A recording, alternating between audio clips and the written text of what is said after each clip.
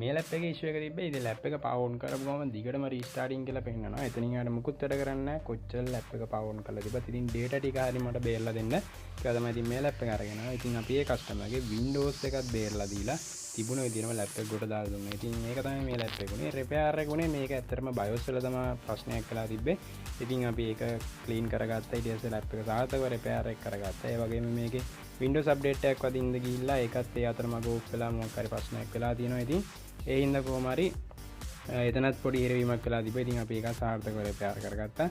ඉතින් ඔන්න අපි කස්ටමර්ගේ තිබුණු ලැප් එක තිබුණු විදිහටම රිපෙයාර් කරගෙන තිනවා. ඉතින්